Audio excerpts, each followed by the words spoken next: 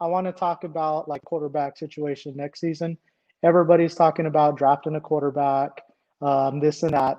Everybody's forgetting we're about to lose Robert Sala. He's going to go somewhere.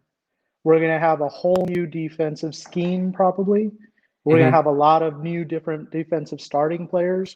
They're going to take time to gel. I think it's going to be our offense this coming season that has to carry the team. And a lot of people aren't talking about that. We can't start a rookie and then have our offense carry the team. We got to look at some continuity. That being said, there's going to be none on the defense. That's a good point.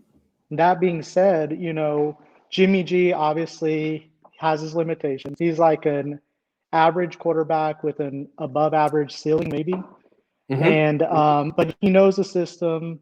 He can keep us competitive, I think, until we have the defensive system in place for a year. And then, at that point, we can maybe look at moving off the quarterback. What are your thoughts on that? I think that's probably a very pragmatic way to go about it. You're right. This defense could take a major step back next season. So the offense is going to have to carry the team for the first time, really, since Shanahan got here. So maybe continuity helps on offense. Maybe just adding to the offensive line, drafting a quarterback who would sit and develop and not play right away is the move. And then bringing in some serious reinforcements for the defense because it's going to need it. Yeah, so I mean, from a quarterback standpoint, if we're going to get somebody to develop, we can't pick somebody at 12 and then expect him to sit a full season or two. No. I mean, that's the whole point of draft. It's better to draft a quarterback at 27, 35, something like that. Right.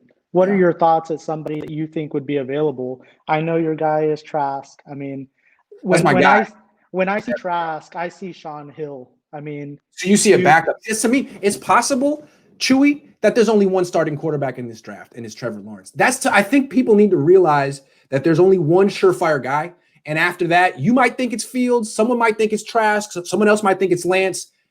It's a gamble, and the draft is an inexact science anyway. Whichever quarterback you're taking, you just have to feel comfortable about where you're taking the gamble. The Fields gamble is going to cost you a trade up. The Lance gamble might cost you the 12th pick. The Trask gamble could cost you the 27th pick. The Mac Jones gamble could cost you the 40th pick. Where do you feel comfortable? Where's the right spot for you? Well, I think where I feel comfortable. I mean, the right spot and the right player for me would be like Zach Wilson in the 20 to 25 range. I think he has enough upside to where he can be a starting quarterback, but I don't think he's going to be ready day one. He's going from the small school. He's going to have to learn to do a lot of things he didn't do. I saw your video on his film breakdown, and there was a lot of just one reads, a lot of things he won't be doing in this offense. He'll have to see the whole field.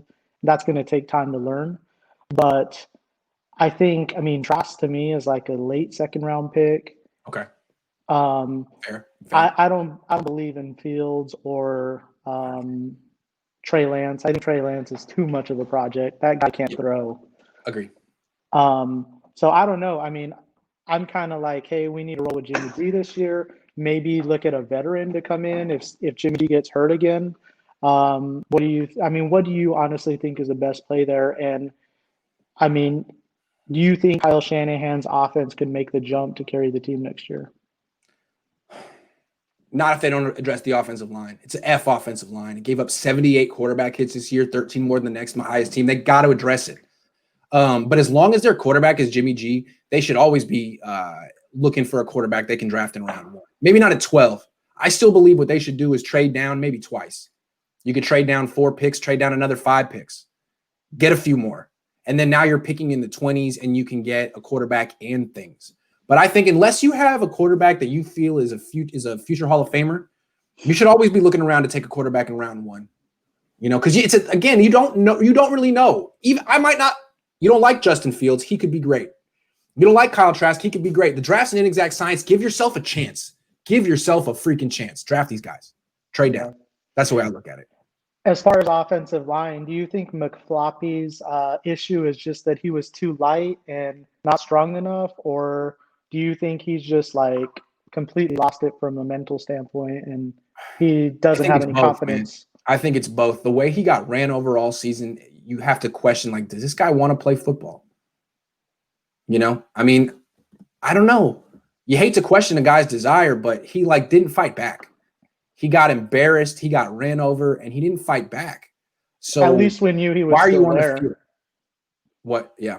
Yeah. At least we knew he was right? still there, getting beat know. up every week. And the troubling part is that he talks at press conferences and it's like, yeah, it's a quick fix. It's easy. Like, no, dude, it's not. I don't know what you're telling yourself, but I don't know, man.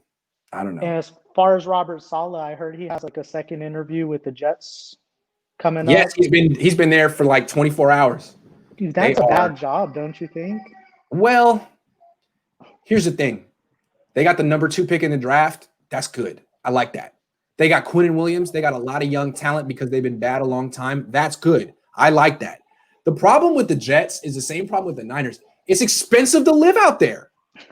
It's expensive. So here's the thing. They might give Robert Sala a nice contract, but then they'll be like, okay, we'll give you $12 million to fill out an 18-person coaching staff. But then all those assistant coaches are going to get offers from other teams in like tax-free states like Florida. And to make it worth their while to coach for you, you're going to have to give them like a 25% raise because of the cost of living.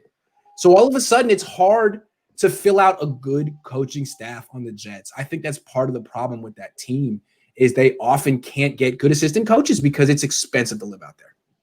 Something to think about. Well, I appreciate you having me on.